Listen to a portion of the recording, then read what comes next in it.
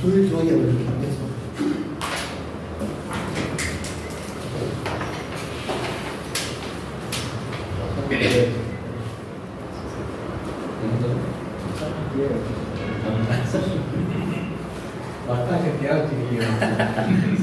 அனைவருக்கும் வணக்கம். முதல்ல ஆறுமுகம் ஐயா கிட்ட நான் மன்னிப்பு கேட்குறேன். ஏன்னா ஐயா சொல்லுவார் அடிக்கடி பேப்பர் இல்லாமல் பேசணும் பாரு. ஆனால் இன்னைக்கு பேப்பர் இல்லாமல் என்னால் பேச முடியல. அதனால் அதுக்கு மன்னிப்பு கேட்குறேன். இங்கே இருக்கிற அத்தனை பேருக்கு என்னுடைய வணக்கம், என்னுடைய ஆசானுக்கு என்னுடைய வணக்கம். ஏன்னா ஒரு சபையில் ஒரு தயாரித்து பேசுகின்ற முறையில் எனக்கு கற்றுக் கொடுத்தது என்னுடைய ஆசான் சீமாராத்தியை நான் ஏன் இதை சொல்கிறேன் அப்படின்னா, இந்த புத்தகத்தை துரைமுருகன் சார் என் கையில் கொடுக்கும்போது இதை பற்றி பேசணும் அப்படின்னாரு. நான் சரி அப்படின்ட்டு, ஏன்னா அதுக்கு பல காரணம் இருந்தது. ஒன்று சுகுமாரன் ஐயா அதை படித்தேன். படிக்கும்போது பொதுவாக எனக்கு சிறுகதையை வாசிக்கும்போது எனக்கு ஒரு முறை இருக்குது.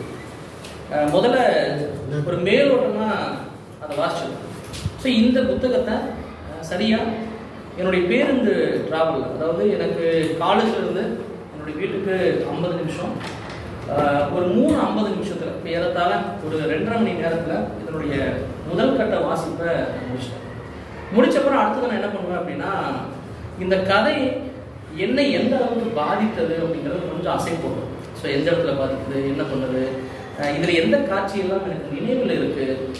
ரெண்டாவது, நானும் ஒரு சிறுகதை எழுத்தாளராக அவையடக்கத்தோடு சொல்கிறேன், எனக்கு வந்து எந்த விதமான நுட்பத்தை இது கற்றுத்தருகிறது என்ற பல விதத்தில் ஒரு அசை போட்டு, ரெண்டாவது ஒரு ரீடிங் வந்து பேசுறதுக்கான ஒரு ரீடிங்காக நான் படித்தேன். மூணாவது நேற்று இந்த டிராஃப்டை நான் ரெடி பண்ணேன். சரி, என்ன பேசலாம், ஏது பேசலாம், நம்ம வந்து எப்படி இது இந்த தாக்கத்தை ஏற்படுத்தியிருக்கின்றது என்கிற அடிப்படையில் உண்டாகின டிராஃப்ட் தான். சார் வந்து சொன்ன மாதிரி பயப்பட வேணாம். இதில் நான் வந்து ஏறத்தாழ ஒரு 20 செய்திகளை மட்டும் நான் இங்கே பதிவு செய்வேன். எடுத்த உடனே இந்த புத்தகத்தினுடைய கட்டமைப்பை பற்றி என்னுடைய பங்கை என்னுடைய இன்னைக்கு தலைவரே எடுத்துக்கிட்டாரு.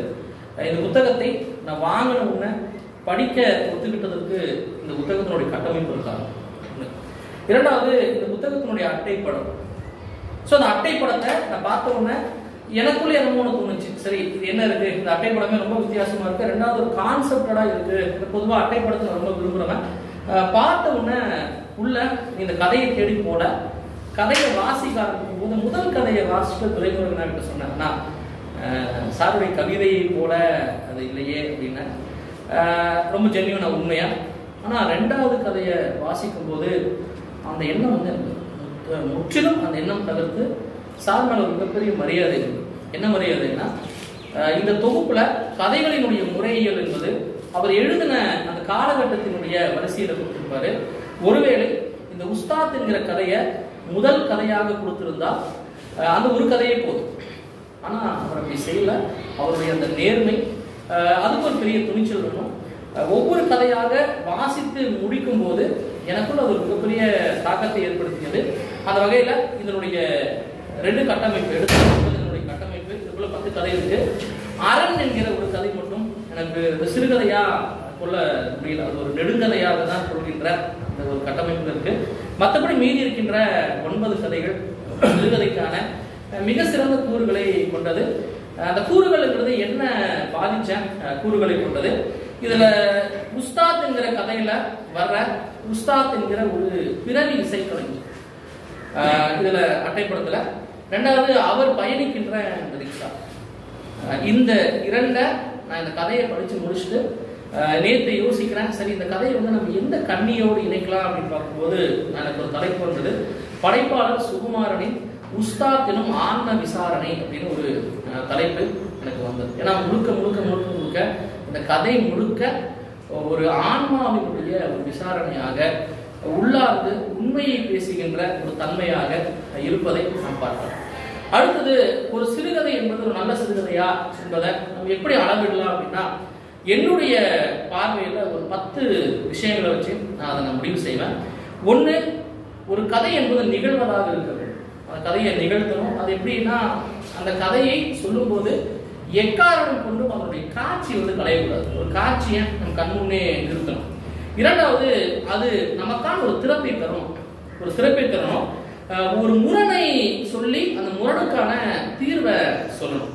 மூணாவது, அந்த கதையை எடுத்துரைப்புல இதில் எந்த விதமான புதுமைகள் இருக்கின்றது. நம்ம பெரும்பான்மையான கதைகள் வந்து ஒரு டெம்ப்ளேட்டா இருக்கும். அப்படி இல்லாம இதுல ஏதாவது புதுமைகள் இருக்கா அப்படிங்கிற ஒரு கூறு.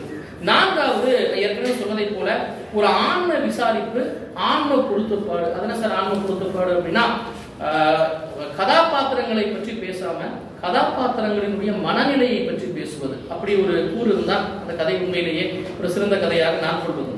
ஐந்தாவது, இதனுடைய சொல்லினுடைய செறிவு. எந்த இடத்துல தேவையில்லாத சொற்கள் இருக்கின்றதா, அந்த சொல்லை எப்படி ஆள்கிறார், எப்படி ஆளப்பட்டிருக்கின்றது. ஆறாவது, இந்த கதைகள் உண்மைக்கு நெருக்கமாக இருக்கின்றதா. ஏழாவது, இதில் இருக்கின்ற நிலக்காட்சி, காலம், சூழல். எட்டாவது, இதுக்குள் இருக்கின்ற ரசனை. ஒன்பதாவது, கவனப்பிணைப்பு. அதனால கவனப்பிணைப்புனா என்னுடைய கவனத்துல இந்த கதையை படித்து முடித்த பிறகு எதெல்லாம் இருக்கின்றது, கடைசி பொருத்தப்பாடு. என்னுடைய வாழ்க்கையில், அன்றாட வாழ்க்கையில இந்த கதை எனக்கு தந்த தாக்கத்தை எங்கெல்லாம் பொருத்த முடியும் என்கிற ஒரு பொருத்தப்பாடு. இந்த 10 விஷயத்துல நான் பொதுவாக ஒரு சிறுகதையை அளவிடுவதுண்டு. அந்த வகையில இந்த நூல் இந்த 10 கூறுகளையும் சிறப்பாக கொண்டுள்ளது என்பதுதான் என்னுடைய ஹைபோதீசிஸ். ஹைபோதீசிஸ் இல்லை, இது உண்மை முடிவு தான். இது வந்து உண்மையிலேயே அந்த 10 கூறுமே இதற்குள் மிக சிறப்பாக இருக்கின்றது. அதுவும் சிறப்பா எப்படி இருக்கு அப்படின்னா, இதற்குள்ள வேறு எந்த சிறுகதை ஆசிரியருக்கும் இல்லாத ஒரு கூறு இருக்கு. அது வந்து ஐயாவுடைய கவிப்பு. பொதுவாக ஒரு கவிஞர்கள் சிறுகதை எழுதும் போது படைப்பினுடைய உச்சபட்சம் கவிதை தான். அது அந்த கவிதையினுடைய வரிகள் என்பது ஆன்மாவுக்கு மிகவும் நெருங்கியவை. இது இந்த சிறுகதைக்கான இந்த சிறப்பை கூட்டி தருகின்றது என்பது என்னுடைய முடிவு. அதுல நிறைய இடத்துல அவருடைய கவித்துவத்திற்கான பாங்கு இதில் தென்படுகின்றது. உண்மையிலேயே அது எல்லாமே ரசிக்கவும் செய்கின்றது. ஒரு புனைவுல வந்து இந்த கவிதை சார்ந்த விஷயங்கள் கவித்துவம் உள்ள வரும்போது அது என்ன ஆகுதுன்னா, நான் எடுத்திருக்கிற இந்த ஆன்ம விசாரணையினுடைய அந்த அடர்த்தியை, அதை விசாரிக்கிற அந்த உணர்வு நிலையை கூட்டும். அந்த வகையில இந்த தொகுப்பினுடைய ஒரு சிறப்பா அந்த கவித்துவத்தை நான் சொல்கிறேன். எடுத்த உடனே முதல் பாயிண்டா எழுத்துரைக்குள்ள இந்த சிறுகதை தொகுப்பில் என்ன புதுமைகள் இருக்கு பாத்தீங்கன்னா, மொத்தம் இதுல கதை சொல்ற எழுத்துக்கு முறை 3 வகையா உள்ள இருக்கிறத பிரிக்கலாம். ஒண்ணு, கதை சொல்லியே அந்த கதையை சொல்வது. இரண்டாவது, கதாபாத்திரம் கதையை சொல்வது. அது ரெண்டுமே எல்லா சிறுகதையில் இருக்கும். சிறப்பா ஒரே ஒரு கதை இங்க வருகின்ற ஒரு கதை, செற்றனல் போலும் செய்தனல் போலும் என்கிற ஒரு கதை இருக்கின்றது. அந்த கதை முழுக்க ஓரங்க கதை. ஒரே ஒரு கேரக்டர் தான், அந்த ஒரே கேரக்டருடைய டயலாக் தான் முழுக்க ஒரு கதை எழுதியிருப்பாரு. நான் ரொம்ப நாளைக்கு முன்னாடி பஷீருடைய மதில்கள் அப்படின்னு நினைக்கிறேன், மதில்களா சப்தங்களான்னு தெரியல, அதுல வந்து அவர் கேள்விகளுக்கான பதிலா அந்த இதை நகர்த்திருப்பாரு. அதற்கு பிறகு சிறுகதையில நான் படிக்கிற ஒரு முதல் சிறுகதை வடிவம் இது வரைக்கும் நான் படிச்சதில்லை. வேணுகோபால் சார் சொன்னாரு, சொல்லி அதை நான் தேடி பார்த்தேன். அந்த எழுத்தாளருடைய பேரோட ஞாபகத்தில் இல்லை. அப்படி ஒரு புது முயற்சி இந்த புத்தகத்தில் இருக்கின்றது. அது மட்டும் இல்லாம அந்த செற்றனல் போலும் செய்தனல் போலும் என்பது சிலப்பதிகாரத்தில் வருகின்ற ஒரு வரி. அந்த வரிக்குள்ள நீங்க பாத்தீங்கன்னா ஒரு 2000 வருடத்தினுடைய ஒரு அதிகாரத்திற்கு ஆதிக்கத்திற்கு ஒரு பெண்ணினுடைய மனநிலையை, மன உணர்வை கட்டுடைப்பதாக ஒரு மறு வாசிப்பாக எனக்கு இந்த கதையில பட்டது. அது உண்மையிலேயே இந்த தொகுப்பினுடைய ஒரு புது முயற்சி. அடுத்தது, இந்த கதையில ரொம்ப வித்தியாசம். பொதுவாக சொல்லுவாங்க, ஒரு படைப்பாளர் ஒரு படைப்பை எழுதி முடித்த பிறகு அந்த படைப்பாளர் வந்து அந்த படைப்புக்கு சம்பந்தம் இல்லாம. ஆனா இந்த கூரை இங்க பொருத்த முடியுமா அப்படிங்கிற ஒரு சந்தேகம் இருக்கு. ஏன்னா அதுல இருக்கிற ஒரு கதை அது சாருடைய கதையோ அப்படின்னு எனக்கு தோணுது. இதுல வந்து ஐயாவுடைய மிதிவண்டின்னு ஒரு கதை வருது. அந்த கதை முழுக்க சாரனுடைய அனுபவமா அப்படின்னு எனக்கு நினைக்க தோணுது. அதுக்கு ஒரு சில கூறுகள் சப்போர்ட் பண்ணுது. எப்படின்னா, அதுல ஒரு ஆசிரியர் வருகிறார். அந்த ஆசிரியர் வந்து பாத்தீங்கன்னா ஒரு இடத்துல இந்த உரைக்கு போறதுக்கு முன்னாடி நான் சொல்லிடுறேன், இதுல எந்த கதையுமே நான் சொல்ல போறது இல்லை. ஏன் சொல்ல போறது இல்லைன்னா, இந்த கதையில நீங்க வாசிக்கணுங்கிறதுக்காக நான் சொல்ல போறது இல்லை. வாசிக்க தூண்டுவது மட்டும்தான் என்னுடைய உரையினுடைய நோக்கம். அப்ப அந்த ஆசிரியர் என்ன பண்றாரு அப்படின்னா, அந்த மாணவர்களுக்கு டெய்லி அவர் சைக்கிள்ல போவாரு. சைக்கிள்ல போகும்போது அந்த சைக்கிளை தள்ளிட்டு போறதுக்கு மாணவர்கள் வருவாங்க. அப்ப 2 மாணவர்களுக்குள்ள சண்டை வரும்போது அவர் என்ன பண்றாருன்னா, ஒரு காட்சியில ஒரு மாணவருடைய பெயரை நற்குமரன் அப்படின்னு மாத்துறாரு. அப்ப டக்குன்னு எனக்கு தோணுது, சுகுமாரன் என்கிற பேரை அவர் வந்து நற்குமரன் அப்படின்னு மாத்திருக்கலாம். ரெண்டாவது பாத்தீங்கன்னா அந்த ஆசிரியருக்கு ஒரு இயல்பு இருக்கு. அவருடைய மனைவி கிட்ட பேசும்போது இயல்பான தமிழ்ல பேசுறவரு, மாணவர்களிடம் பேசும்போது தூய தமிழ்ல. இப்படி இதே ஒரு நிலைமை எனக்கு இருக்கு. எனக்கும் அந்த பழக்கம் இருக்கின்றது. நான் இயல்பா பேசும்போது தூய தமிழ்ல பேசுவேன், மற்றவர்களோட பேசும்போது இயல்பான தமிழ்ல பேசுவேன். இந்த ஒரு தாக்கம் பின்னாடி போக போக ஒரு இடத்துல ஒரு கதையில வந்து பாத்தீங்கன்னா இந்த செயின் ஸ்மோக்கர் அப்படின்னு சொல்லுவாங்க. அது ரொம்ப அழகா இந்த நூல்ல ஐயா வந்து சங்கிலி புகைஞ்சர் அப்படின்னு மொழிபெயர்த்திருக்காரு. ரெண்டாவது லைட்டர் இருக்கு. லைட்டர் வந்து கொளுத்தி அப்படின்னு மொழிபெயர்த்திருக்காரு. இது ஒருவேளை அந்த தமிழ் ஆசிரியருடைய தாக்கமா அப்படிங்கிற ஒரு விஷயத்தை எனக்கு சொல்லுதாக. இதை வந்து அவருடைய படைப்போடு இப்ப நான் சொன்னேன் அவருக்கும் இதுக்கும் சம்மந்தம் இல்லைன்னு சொல்லிட முடியாது அப்படிங்கிற ஒரு விஷயம். இது முழுக்க முழுக்க அவருடைய வாழ்க்கை அனுபவமாக இருக்கலாம் என்கிற ஒரு துணிவை எனக்கு கட்டுது. ரெண்டாவது ஒரு நிகழ்த்துதல் நிறைய இருக்குங்க. நான் சுருக்கமா நேரத்தினுடைய அனுபவம் சொல்றேன். ரெண்டாவது நிகழ்த்துதல். ஒரு கதையில வந்து நிகழ்த்துதல் ரொம்ப ரொம்ப முக்கியம். ஒரு நிகழவில்லை என்றால், அது காட்சியாக விரியவில்லை என்றால் அந்த கதை வந்து நமக்கு ஒரு பெரிய தாக்கத்தை ஏற்படுத்தாது. அந்த வகையில இங்க இருக்கிற எல்லா கதையும் அப்படிதான் இருக்கு. ரொம்ப குறிப்பா இந்த கதையில அந்த நிகழ்த்துதல் இருப்பதற்கு மிக முக்கியமான காரணம் அவருடைய மொழி பயன்பாடு. ரொம்ப பிரமிப்பான விஷயம். பொதுவா சிறுகதைகள் எழுதும்போது நம்ம என்ன பண்ணுவோம்னா நிறைய இடத்துல வந்து ரிப்பிட்டேஷன் இருக்கும். உதாரணமா சொன்னான், வந்தான், அதெல்லாம் வந்து இயல்பா சொன்னான் வந்தான் வேற சொற்கள் நீங்க தேடலாம். பகர்ந்தான் அப்படின்னு சொன்னா அதை தாண்டி நம்ம தேட முடியாது. ஆனா இதுல மிக முக்கியமான நுட்பத்தை பயன்படுத்திருக்காரு பாருங்க. உதாரணத்துக்கு சொல்றேன், ஞாபகங்களின் குமுறல்கள். மரணத்தை சொல்ல முகம் நசுங்கி உதடுகள் கோணி போயின. தனலட்சுமியின் பையனும் பெண்ணும் தூக்கம் பிடுங்கப்பட்ட முகத்துடன் அவருடன் ஒட்டி கொண்டிருந்தனர். மனம் பொறுமியது, வெறுப்பு கப்பி இருந்தது, முதுகில் பயம் ஊர்ந்தது, மண்டைக்குள் யோசனைகள் தொத்திக் கொண்டிருந்தன, சொற்கள் ஆவி பறக்க வெளியில் தெரித்தன. அம்மாவிடம் பல தடவை சிந்தியும் இருக்கிறேன். உலோக டைனோசர்கள் கூச்சலுடன் சரிந்தன. சைக்கிள் ரிக்ஷாவின் நரநரப்பு கேட்டது. அதுல அந்த சொல்ற அந்த சொற்கள் எந்த இடத்துல ரிப்பீட்டேஷன் இல்லை. நான் பார்க்கும்போது ஒரே ஒரு இடத்துல மட்டும் அந்த பிரகாசித்தன என்கிற சொல் மட்டும் ரிப்பீட்டேஷன் இருக்கே தவிர வேற எங்கேயுமே அந்த ரிப்பீட்டேஷன் இல்லை. அவ்வளவு கவனமாக அந்த சொல்லினுடைய சேர்க்கை. இது எல்லா சொல்லுமே ஒரு விஷயத்தை நிகழ்த்துகின்ற சொல்லாக இருக்கின்றது. அது மட்டும் இல்லாம நீங்க பாத்தீங்கன்னா அவர் உள்ளே பயன்படுத்திருக்கின்ற வட்டார இந்த சிறுகதை தொகுப்புக்குள்ள என்னுடைய வாசிப்புல கொங்கு வட்டாரத்தை சார்ந்த கதைகள் நிகழ்கின்ற களத்துல கொங்கு வட்டார வழக்கம், அதே போல மலையாள களங்கள், மலையாள மக்கள் இங்கு வாழ்ந்து புலம்பெயர்ந்து வாழும்போது அங்கே மலையாளத்தினுடைய அந்த வழக்கு இருக்கு. அதே போல சென்னை வட்டாரத்தினுடைய வழக்கு இருக்கின்றது. இந்த காசி, இந்த பனாரஸ் பகுதியினுடைய வட்டாரத்தினுடைய வழக்கும் இஸ்லாமியர்களுடைய வட்டாரத்தினுடைய வழக்கும் இதுல இருக்கு.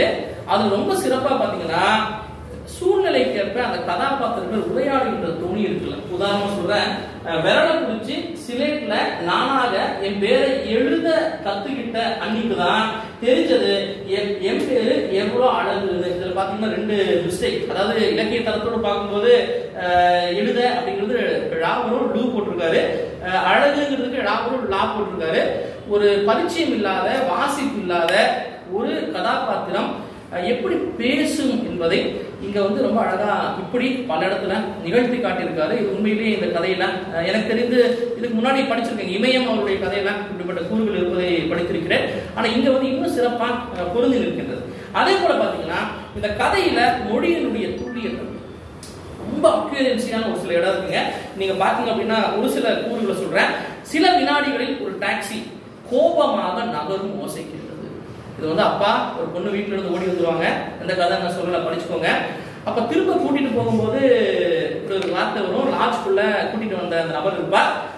சில வினாடிகளில் ஒரு டாக்ஸி கோபமாக நகரும் ஓசைக்கிறது. அப்ப இதுக்குள்ள நம்ம யோசிச்சு பார்க்கும்போது அந்த டாக்ஸி கோபமா நகருதான். ஒருவேளை அந்த டாக்ஸி டிரைவர் வச்சு ஓட்டிட்டு, கண்டிப்பா அந்த டாக்ஸி டிரைவர் இருக்க மாட்டாங்க, அந்த பொண்ணினுடைய அப்பாவோ தம்பியோ அண்ணனோ தான் அந்த டாக்ஸியை ஓட்டியிருப்பாங்க. அப்ப அந்த கோபத்தோடு செல்கின்ற ஒரு காட்சியை, ஒரு உருக்காட்சியை சொல்ற ஒரு தன்மை. அதே போல லிங்கம்மாவிடம் பேசும்போது உரத்த குரலில் பேசுவார், ராசம்மாவிடம் பேசும்போது மறுசெவிக்கு கேட்காதபடி பேசுவார். இரண்டு மொழிக்கும் எனக்கும் அந்த வயதில் வித்தியாசம் தெரியவில்லை. ஆனால் ராசம்மாவிடம் அந்தரங்க விவகாரங்களை சொல்லி ஆற்றிக் கொள்கிறார் என்பது மட்டும் புரிகின்றது. அந்த நுட்பம் பாருங்க, அவருடைய அந்த நுட்பம். அதே போல வீட்டிற்குள் அழுகை குரல்கள் தேய்ந்திருந்தன, உப்புமா வாசனையும் காபி தூள் வாசனையும் வெளியில் பரவி வந்தன. அதாவது கொங்கு நாட்டுல ஒரு இறப்பிற்கு பிறகு அந்த பிணத்தை சுடுகாட்டுல எரித்து வந்த பிறகு நடக்கிற சூழலை ரொம்ப அழகா இந்த கதை பதிவு செய்யுது. இன்னொரு இடத்துல எண்ணெய் இல்லாத திரியில் நெருப்பு குதித்தது அப்படின்னு ஒரு வரியில் இருக்கிறது. மகளுக்கு வந்து உடம்பு சரியில்லாத மகளை பார்க்க கூட வழி இல்லாத ஒரு அப்பா, அந்த அப்பாவுடைய நிலை அடுத்தது என்ன ஆகும் என்கிற விஷயத்த இதிலேயே ஒரு நாட்போட்டு காட்டுற ஒரு சூழலை இங்கே பார்க்க முடிகின்றது. அது மட்டும் இல்லாம இந்த கதையில பெரும்பாலான கதையில இப்படிப்பட்ட உரையாடலையே அந்த கதை அடுத்தது என்ன நடக்குதுங்கிற விஷயத்த ரொம்ப அழகா சொல்லிடுறாரு. நம்ம சிலப்பதிகாரத்தை படிக்கும் போது பார்த்துருக்கோம். எடுத்தோன்ன தொடக்கத்திலேயே இளங்கோவடிகள் வந்து சொல்லிடுறாரு, கவுகை நெழியாமல் காதலர் பிரியாமல் கீதருக, அதுலயே வந்து அவங்க 2 பேரும் பிரிய போறாங்கிறத முன்னாடியே ஒரு உத்தியாக சொல்வதாக நாம் பார்த்திருக்கிறோம். இந்த கதையிலையும் இப்படிப்பட்ட ஒரு சில உத்தி, ஒரு மகள் இறக்கின்ற ஒரு காட்சி, அதுவும் ஜுரத்துல இறக்கின்ற காட்சிய உடம்பு ஆவியாகி விடுவது போல சுட்டு கொண்டிருக்கின்றது அப்படின்னு முன்னாடியே சொல்றாரு. அந்த வரியை படிக்கும்போது நமக்கு தெரியாது, பின்னாடி அந்த கதை முடிந்த பிறகு அந்த வரி வந்து நம்ம லிங்க் பண்ணும். அதே போல அந்த முகத்தில் ஒரு பிரகாசம் விழுந்தது அப்படின்னு ஒரு வரி எழுதிப்பாரு. அப்ப அந்த பிரகாசம் என்பது சார் சொன்ன அந்த நடிகன் என்கிற ஒரு கதையில படிச்சு பார்க்க அற்புதமான கதை. அதை முடியும் போது இந்த வரி நம்ம தட்டும், அந்த வரியிலேயே சொன்ன விஷயம் என்கிறத லிங்க் பண்ணும். கிழவி வேடம் போட்ட மதுரை மீனாட்சி போல இருந்தாள் அப்படிங்கிற ஒரு வரி ரொம்ப அழகான உண்மை அந்த கதையில எழுதியிருப்பாங்க. ஒரு கிழவி வேடம் போட்ட மதுரை மீனாட்சி, எனக்கு தெரிஞ்சு இதுக்கு முன்னாடி யாராவது இப்படி யோசிச்சிருப்பாங்களா அப்படின்னு தெரியல, ஒரு கிழவி போட வேடம் போட்ட மீனாட்சி அப்படின்னு. அந்த வகையில அடுத்த கூற பாத்தீங்கன்னா இந்த ஆன்ம விசாரிப்பு, ஆன்ம பொருத்துப்பாடு அப்படின்னு நான் ஒரு கூறு சொல்லியிருந்தேன். பாத்தீங்கன்னா இந்த கதைக்குள்ள நான் ஏற்கனவே சொன்னேன், ஆன்மாங்கிற விஷயத்த சொன்னேன். அதாவது வாழ்பவரின் ஆன்மா, இறந்தவரின் ஆன்மா, இந்த 2 ஆன்மாவை பொருத்தும் சூழல், இப்படிப்பட்ட ஒரு அழகான கலவையா இந்த கதை இருக்கு. ஒரு கூறு சொல்றேன். ஒரு கதை சர்ப்பம் அப்படிங்கிற ஒரு கதை. அந்த கதைக்குள்ள நீங்க பாத்தீங்கன்னா ஒரு மெக்கானிக்கல் ஷாப், அந்த மெக்கானிக்கல் ஷாப்புக்குள்ள வர்ற அந்த மெக்கானிக்கல் ஷாப் ஓனர், அது வாடகை கடை இருக்கு. அப்போ ஒரு டைலாக் வருது அப்படின்னு நம்ம சங்கரகிரியில் நெஞ்சொடு கிளத்தல் அப்படின்னு சொல்லுவாங்கல்ல, இது வகையில் ஒரு நெஞ்சொடு கிளத்தலாக கூட எடுத்துக்கிற சூழல் இருக்கு. பாருங்க, அம்மாச்சியின் புன்னகை மாதிரியான குண்டு பல்பின் வெளிச்சமும் அப்பச்சனின் வசவு போன்ற இரும்பு வாசனையும் அவனை தயங்க செய்தன. மனுஷியா, நீ பையனை ஒன்னும் சொல்லாதீங்க என்று வெளிச்சம் வாசனையை வேண்டிக் கொண்டது. வாசனை காட்டமாக எதையோ சொல்ல வருவதற்குள் மழை காற்று வாசலை தாண்டி வந்தது. இரும்பு வாசனை மட்டுப்பட்டது அப்படின்னு ஒரு டைலாக். அப்ப நீங்க பாத்தீங்கன்னா அந்த ஒரு ஆன்மாவினுடைய உரையாடல் இருக்குல்ல, இறந்தவர்களுடைய போட்டோவை பார்த்துட்டு பேசுகின்ற உரையாடல், அவர்கள் இன்னும் இருந்து நம்ம நான் தொடக்கத்தில் ஆரம்பிக்கும் போது நம்முடைய ஆரோக்கியம் ஐயாவை நினைவுபடுத்தினதை போல அவர் எங்கே இல்லை, இங்கதான் எங்கேயாவது இருப்பாரு, அமர்ந்து பேசிக் கொண்டிருக்கலாம். அப்படிப்பட்ட உணர்வும் இருக்கின்றது, நம்பிக்கையும் இருக்கின்றது. அதே போல அடுத்து பார்த்து, இருள் முற்றி ஒளியாகின்ற புள்ளிக்கும் ஒளி ஜொலித்து இருளாகின்ற புள்ளிக்கும் இடையில் கமாருதீன் ஊஞ்சலாடி கொண்டிருந்தான். உஸ்தாத்ங்கிற கதையில வர்ற ஒரு அழகான ஒரு ஆன்ம உரையாடல். அவன் கண்ணாடி மாதிரி, அவன் முகத்தில் என்னை பார்த்துப்பேன், என்னோடு இள வயசு காலத்தை பார்த்துப்பேன் என்கிற ஒரு உரையாடல் அந்த நடிகனுங்கிற கதையில படிச்சு பாருங்க. அதே போல கசிவுங்கிற கதையில வந்து ரொம்ப ஒரு நல்ல ஒரு உரையாடல். பாட புத்தகங்களை எடுப்பதற்காக கூடத்திற்கு போனேன், யாரும் இல்லை, தங்கைகள் இல்லை, நகர்ந்து அடுப்படையில் எட்டி பார்த்தேன், தங்கப்பன் சாப்பிட்ட இலையில் மீந்திருந்ததை சாப்பிட்டுக் கொண்டிருந்தாள் அம்மா. அவள் முகம் அவ்வளவு பிரகாசமாக இருந்தது. நான் ஓசை எழுப்பாமல் கூடத்து மேசை மேலிருந்த புத்தகத்தை எடுத்த பின்பு பரந்தாவுக்கு வந்து செருப்பையும் சத்தமில்லாமல் மாட்டிக்கொண்டு வெளியில் இறங்கி வாசல் கதவை அழுங்காமல் மூடிவிட்டு நடந்தேன். இந்த இடத்த உண்மையா நீங்க படிச்சு பார்க்கும் பொழுது அதனுடைய ஆன்மத்தினுடைய விசாரணையை உங்களால் உணர்ந்து கொள்ள முடியும். அதே போல இன்னும் ஒரே ஒரு இடம், அதை சொல்லிட்டு நான் கடக்க போறேன். அது எந்த தங்கப்பன் என்று தெரியவில்லை. வழக்கமாக மலையாள பத்திரிகையை வாசிக்கும் போது அம்மாவின் உரையும் சுற்று வட்டாரத்தையும் பற்றிய செய்திகள் இருந்தால் அவரிடம் சொல்லுவேன், சமயங்களில் படித்து காட்டுவேன். இந்த செய்தியை அவரிடம் சொல்லவும் இல்லை, வாசித்து காட்டவும் இல்லை. கோவில் பிரசாதத்தை ருசிக்கும் பரவசத்துடன் விட்டலை துண்டை முன்னர் விளங்கிய காட்சியை கண்டேன் என்பதை சொல்லாததை போல. இது நீங்க இந்த கதையை வாசிக்கும் போது உண்மையிலேயே அந்த அனுபவம் உங்களுக்கு வந்து சிலிர்க்கக்கூடிய அனுபவமாக இருக்கும். வாசிப்பாங்க. அதே போல இந்த ஆன்மாவை பிணைத்தல்ங்கிற விஷயத்துல நம்முடைய வாசனைக்கு ஒரு தொடர்பு. இப்ப வாசனை என்பது பாத்தீங்கன்னா ரொம்ப சீக்கிரமா நம்முடைய ஆன்மாவை தொற்றும். இந்த கதையில ஒரு சில கதையில அழகா ஒரு சில வாசனைகளை வந்து சார் ரிலேட் பண்ணிருப்பாரு. ஒரு சில கூறு சொல்றேன். தனலட்சுமியிடமோ குழந்தைகளிடமோ கூட அவனுக்கு பிடிப்பிருந்ததாக தெரியவில்லை. சைக்கிளுடன் மாடுகளுடனும் அவனுக்கு நெருக்கமான பாஷை உண்டாகி இருக்கலாம். அவன் சொல்வதை அவை கேட்குமாக இருக்கலாம். சில சமயம் அவன் நிறைய குடித்து விட்டு வரும்போது அவனுடைய சைக்கிள் தான் வழி தவறாமல் கொண்டு வந்து சேர்த்திருக்கிறது. அவன் இறந்த அன்று கிணத்தில் கூட அந்த வாசனை இருந்தது.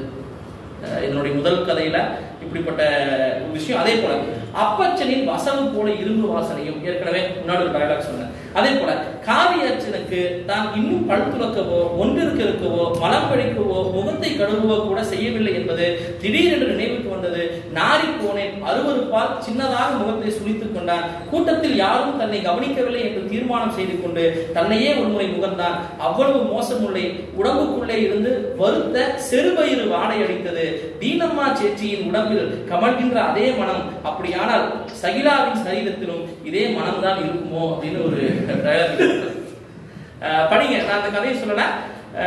ஒரு படத்தை பார்த்துட்டு வந்துட்டு இந்த ஒரு விசாரணை இருக்குல்ல, வாசத்தோடு கனெக்ட் பண்ற விசாரணை இருக்குல்ல, அதுக்கு இன்னொரு இடம். இதுவரை கேட்டிராத புத்திசை எங்கிருந்து என்று தெரியவில்லை, ஆனால் அவரை நோக்கிதான் வருகிறது. அவருக்காக மட்டுமே வாசிக்கப்படுகிறது. அதை கேட்கும் போது நாசியில் அப்போதுதான் பிறந்த பச்சிலம் சிசுவின் கர்ப்ப வாசனையையும் உணர்ந்தார். உஸ்தாத் கதையில வர்ற ரொம்ப அழகான ஒரு விஷயம். அப்ப இது ஒரு நுட்பமாக நான் சொன்னேன், ஆன்மாவோடு நம்மை நெருங்க செய்கின்ற ஒரு கூறா இந்த வாசனை. இன்னும் நிறைய இடங்கள் இருக்கீங்க. இங்க நேரத்தினுடைய அருமை கருதி ஒரு சில விஷயத்தை நான் சுட்டி காட்டியிருக்கேன். அடுத்தது உண்மைக்கு நெருக்கம் என்கிற ஒரு கான்செப்ட். நீங்க பாத்தீங்கன்னா ஒரு சமூகத்துல இந்த தொகுப்புல முழுக்க நீங்க பாத்தீங்க அப்படின்னா தன்னிலையிலையும் சமூகத்திலையும் நிலவும் உண்மைகளை வந்து இங்க இருக்கிற பெரும்பான்மையான கதைகள், பெரும்பான்மையான எல்லா கதைகளுமே அப்படிப்பட்ட உண்மையை மட்டுமே சொல்கின்ற கதையா இருக்கு. உதாரணமா சொல்லணும்னா மதம், சாதி, மூட நம்பிக்கை இவற்றையெல்லாம் நேரடியா சொல்லாம ஒரு சிறு எள்ளலோடு. ஏன் எள்ளலோடு சொல்லணும் அப்படின்னா, எள்ளலோடு சொல்லும் போதுதான் நம்ம சுருக்குன்னு நம்மளை தைக்கும். அப்படிப்பட்ட பல இடங்கள் இங்க இருக்கின்றது. ஒரு சில இடங்களை மட்டும் நான் சொல்றேன் பாருங்க. ஒரு சர்ப்பம் என்கிற கதை வரும். அந்த சர்ப்பம் என்கிற கதையில பாத்தீங்கன்னா ஒரு பாம்பு, நான் சொன்னேன் ஏற்கனவே சொன்னல, அந்த மெக்கானிக் ஷாப்புக்கு போயிடும். அந்த பாம்பு வந்து பாத்தீங்கன்னா மெக்கானிக் ஷாப்புடைய ஓனர் வந்து இது எங்களுடைய காவுல இருந்து வந்தது. காவு என்பது உங்களுக்கு தெரியும், ஒரு வழிபாட்டிடம், அங்கிருந்து வந்ததுன்னு சொல்லுவாங்க. அப்ப அந்த பாம்பை வச்சு அந்த மெக்கானிக் ஷாப் வைத்திருக்கிறது வந்து வேறொரு மதத்தை சார்ந்தது. அப்ப அங்க வர டயலாக் பாருங்க. தன்னுடைய ஐஸ்வர்யத்தை பார்த்தே மனுஷன் பயப்படுகிறார். குரல் இல்லாத ஒரு இடை ஜந்து எத்தனை ஜோடி கால்களை நடுக்க வைக்கிறது அப்படிங்கிற ஒரு டயலாக். அதே போல பாருங்க, தானும் மனிதர்களைப் போல இடத்திற்கு தகுந்த மாதிரி சுபாவத்தை மாற்றிக் கொள்வதை உணர்ந்து குற்ற உணர்ச்சியுடன் என்ற பகவதி பொறுக்கணுமே என்று பாவ மன்னிப்பை இரட்டை நாக்குகள் நீட்டி அந்தரத்தில் எழுதியது அப்படின்னு ஒரு பாம்புடைய ஒரு டைலாக்கா, ஒரு பாம்புடைய ஒரு மானசீக ஒரு டைலாக்கா கதையில பயன்படுத்தி இருக்கின்றது. நீங்க பாத்தீங்கன்னா பொதுவா இன்னைக்கு மிருகங்களை அடிப்படையாக வைத்து இன்னைக்கு சொல்லப்படுகின்ற கதைகள் ரொம்ப குறைவு. அப்படிப்பட்ட கதைகளை விரல் விட்டு எண்ணி விடலாம். இந்த கதையில அப்படி ஒரு சென்ஸ், பாம்பே மனிதர்களுடைய இந்த சூழலை பார்த்து அதே இழுத்தாகிற மாதிரி ஒரு கதை எழுதியிருப்பாரு. அதே போல பாருங்க, வனம் வகுப்புனா சர்க்கார் வகை, அதுக்கு மதம் இல்ல, மதம் இல்லாததும் எங்க மதத்தில் சேர்த்திதானே. இப்படி ஒரு அழுத்தமான ஒரு விஷயத்த நீங்க வந்து இவ்வளவு எள்ளலோடு ரொம்ப சுருக்குன்னு தெரிந்ததை போல இந்த இடத்துல நிறைய விஷயங்களை, நிறைய டைலாக்ஸ் அப்படிதான் இருக்கு. இன்னும் ஒரே ஒரு டைலாக் மட்டும் சொல்லிட்டு போறேன். ஒரு மனம் பண்ணுகின்ற ஒரு சமூகத்தை சார்ந்த ஒருவன், பங்காரு அப்படின்னு அவனுக்கு பேரு. அப்ப கடைசியா அவனுக்கும் அவன் ஏற்கனவே வாழ்ந்த அந்த ஊரில் இருக்கின்ற ஒருவனுக்குமான ஒரு டைலாக் வரும் அந்த கதையினுடைய இறுதியில.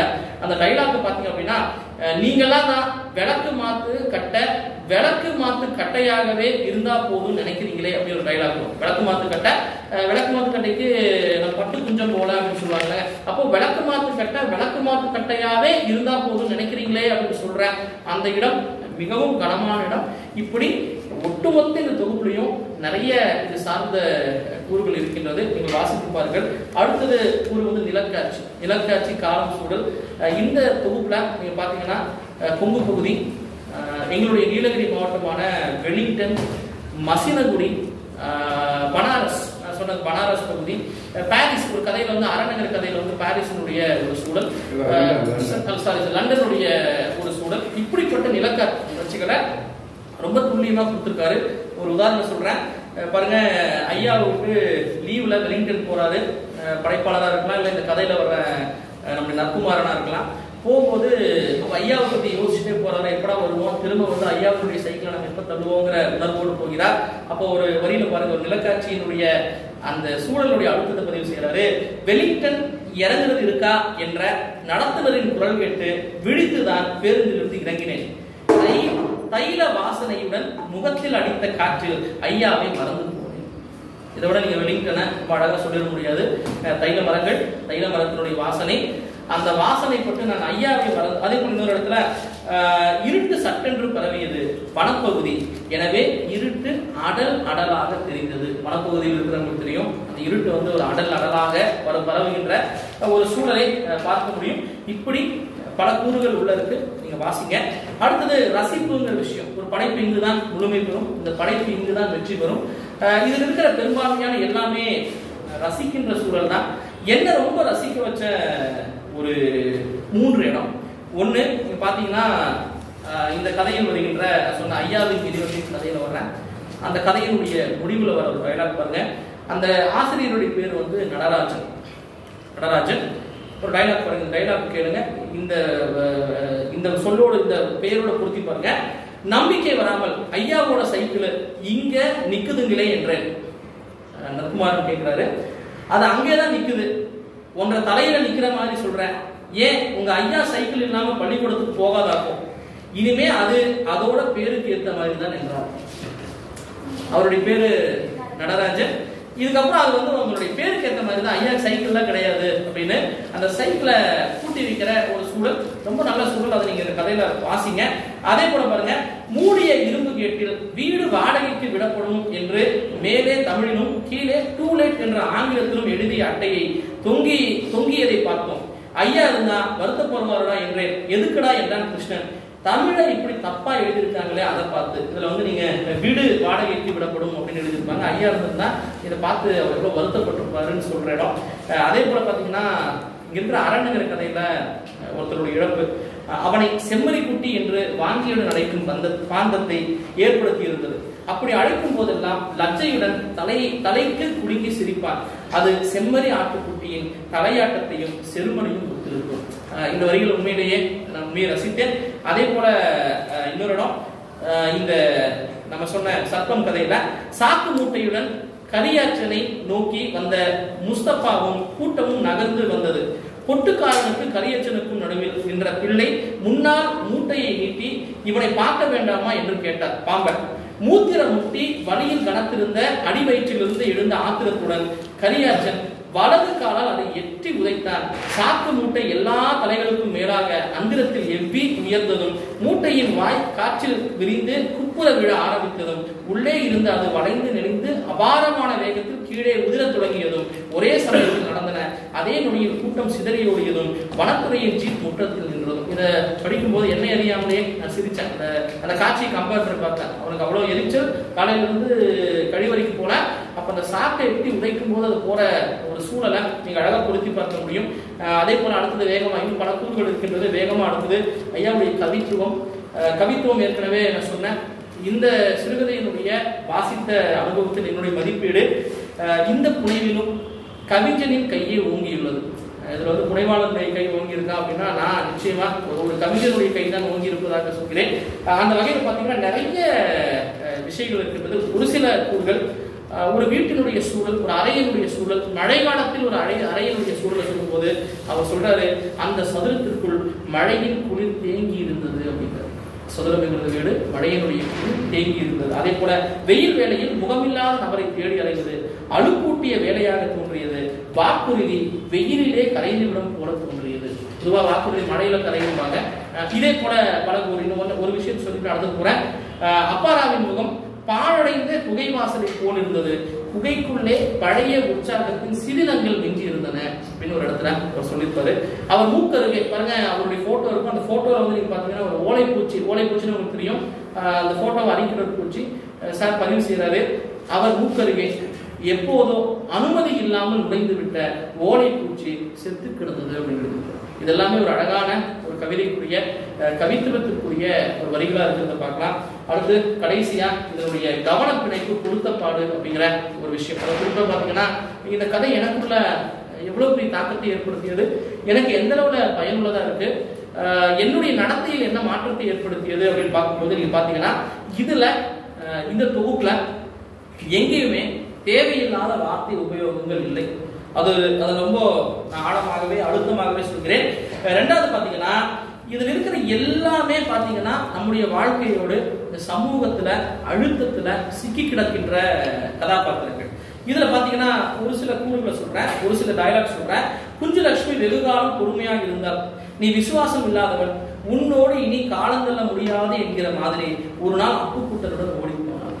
அம்மாவுக்கும் அம்மாவுடைய மகளுக்குமான அந்த வாழ்க்கை, அம்மாவினுடைய சூழல், மகளினுடைய சூழல், கடைசி வரைக்கும் அப்பாவை விட்டு விலகாத மகள், ரொம்ப அழகா உனக்கு தகுதி இல்லாத எனக்கு உனக்கு நானா அப்படிங்கிற ஒரு எண்ணத்துல போன அம்மா. இந்த இடையில இந்த டயலாக்கும் இந்த டயலாக் நமக்கு தருகின்ற விஷயம் இருக்குல்ல, பொதுவா நமக்குன்னு ஒரு விஷயம் இருந்தா, ஒரு கூறு இருந்தா அதுக்கு நம்ம எவ்வளவு ஃபிட்டா இருக்கணும் அப்படிங்கிற ஒரு நிலை இருக்குல்ல, அப்படிங்கிற ஒரு விஷயம் இதுல ரொம்ப ஆழமா தெரிஞ்சது. அதே போல அடுத்து பாத்தீங்கன்னா ஐயா ஏன் அப்படி இருந்தார், அந்த பெண் பிள்ளையை 2 சாத்து சாத்தவில்லை, ஐயா வீரமானவரா அப்புராணியா, அவ்வளவு சம்பளம் வாங்கியவர், வசதி இல்லாத பையன்களுக்காக கணக்கு பார்க்காமல் செலவு செய்தவர், அவரால் புதிதாக ஒரு சைக்கிளை வாங்கி இருக்க முடியாதா அப்படின்னு ஒரு டயலாக். அது கடைசியா அந்த டைலாக்கு முடியுது, கதை முடியுது. சரிதான், நீ சொல்றாப்புல புது சைக்கிள் வாங்குறது ஒன்றும் அவருக்கு கஷ்டம் இல்லை, வாங்கி என்ன பண்றது, ஓட்ட தெரியணுமே என்றான். எனக்கும் சைக்கிள் ஓட்ட தெரியாது, என்னுடைய மனைவியோட இதை நான் படிச்சு காட்டுறேன். இந்த மாதிரி இருக்கு, ஒருவேளை நாளைக்கு இல்ல உண்மை நான் சொல்றேன், லைஃபோட எப்படி பொருந்துதுங்கிற சொல்றேன். சரி, அப்போ இந்த டைலாக் நான் படிச்சு காட்டிட்டு மேல இருக்கிற இந்த குஞ்சுலட்சுமியுடைய டைலாக் படிச்சு காட்டினேன். ஒருவேளை இந்த இன்னைக்கெல்லாம் அந்த சைக்கிள் ஓட்டுறதுல ஒரு தகுதிங்க வாழ்க்கையில அது இருந்தாதான் அப்படிங்கிற ஒரு நிலை இருக்கு. பைக் இருக்கணும், கார் இருக்கணுங்கிற தகுதி இருக்கு. ஐயா அப்படி இல்லாத ஒரு ஐயாவை இந்த சமூகம் எப்படி பார்த்தது, அவருக்கெல்லாம் எல்லாமே இருக்கு, ஆனா அந்த சமூகம் அதெல்லாம் பார்க்கறதில்ல. முழுக்க இந்த பௌதீகமான ஒரு சமூகம், பொருளியல் சார்ந்த ஒரு சமூகம், பொருளை வைத்து மதிப்பிடுகின்ற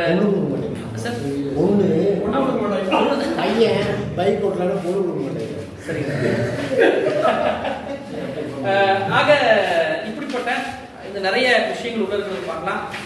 நிறைவா பாத்தீங்கன்னா ஒரு 4 பாயிண்ட் சிறந்த ஒரு அனுபவ கலவையா இந்த தொகுப்பு இருக்கின்றது.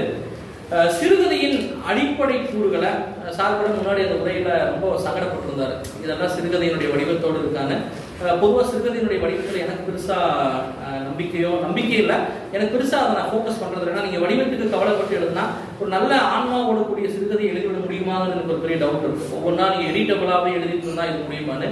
ஆனா இந்த இடத்துல நீங்க பாத்தீங்கன்னா குறிப்பா எழுதுபவர்கள் அவர்களுடைய படைப்பு விற்கணும், பல பேர் போய் சேரணும் அப்படிங்கிற எல்லோருக்கும் ஒரு ஆசை இருக்கும். ஆனா இந்த தொகுப்பை அவர் அப்படி எழுதல. ஒரு சிறந்த ஒரு தரமான தொகுப்பை, ஏன்னா வாசகர்கள் யாரா வேணா இருக்குங்க, வாசகர்களுக்கு போய் சேரணுங்கிற ஒரு நோக்கத்தோடு ரொம்ப கொச்சைப்படுத்தாம ரொம்ப ஸ்டாண்டர்டான மொழி நடைகள் எழுதியிருக்காரு. நீங்க பாத்தீங்கன்னா இதுல ஒரு சில மொழி மகாவித்தியம், அத்துவானம், அடல் முசுக்காரம், அதே போல இப்படி சரியான தரமான மொழி. நம்ம யோசிப்போம்னா இதை எழுதுனா புரியுமா அப்படின்னு யோசிப்போம்ல, அந்த இடத்துல அவர் கவலைப்படல. முன்னாடி இருக்கின்ற கதைகள் ஒரு சில கதைகள் அப்படி இருக்கு, ஒரு சில கதைகள் அப்படி இருக்கு, முழுக்க ஆங்கிலம் சார்ந்த சொற்கள் இருக்கின்றது. பின்னாடி வர வர வர குறிப்பா சொல்லுவாங்க இல்லைங்க, ஒரு படைப்பு என்பது ரொம்ப தரமா இருக்கணும். யார் வேணா வாசிக்கலாம், யார் வேணா வாசகராக இருக்கலாம், ஆனா வாசகர்களுக்காக அப்படிங்கிற மைண்ட் செட்டோட நம்முடைய அந்த மொழியையும் தரத்தையும் அவர் இங்க இருக்கிற கதைகள்ல எங்கும் இழக்கவில்லை என்பது என்னுடைய ஒரு குறிப்பு. இதுல இந்த சிறுகதையில நிறைகள் நிறைய இருக்கு, குறைகள் இல்லையா அப்படின்னா அதை நான் குறையா சொல்லல, ஒரே ஒரு அனுபவத்தை சொல்றேன். இந்த 2வது கதையில அந்த கதை படிச்சுட்டே வரும்போது ஒரு இடத்துல ஐயா சொல்றாரு, அம்மாவினுடைய சாயல் இவளுக்கு இருந்தது, கொச்சமணி இருந்தது அப்படின்னு சொல்றாரு. கடைசியா அவ வீட்டுக்குள்ள இருக்கிறான், நோய்வாய்ப்பட்டு இருக்கிறான். இப்ப நான் என்ன யோசிச்சேன் அப்படின்னா, அப்பா முடக்குவாதத்தால பாதிக்கப்பட்டவர்.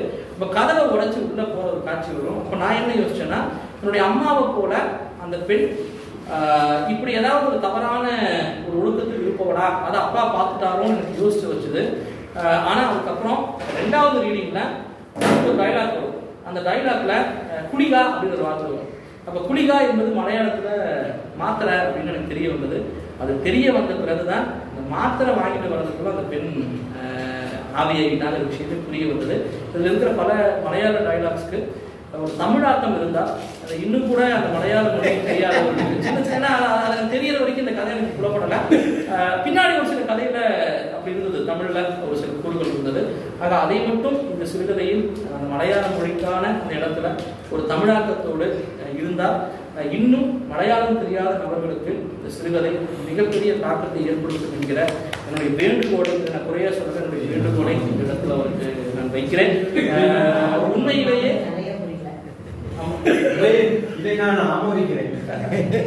அந்த வகையிலே உண்மையிலேயே மிக சிறந்த அனுபவம், மிக சிறந்த அனுபவத்தை தந்த எல்லோருக்கும் நன்றி. என்னுடைய இந்த உரையில இந்த அவதானிக்குள்ள ஏதேனும் தவறுகள் இருந்தால் படைப்பாளர் என்னை பொறுத்துக் கொள்ள வேண்டும். ஏன்னா இவ்வளவு பணிகளுமா உண்மைதான். ஆகவே நன்றி.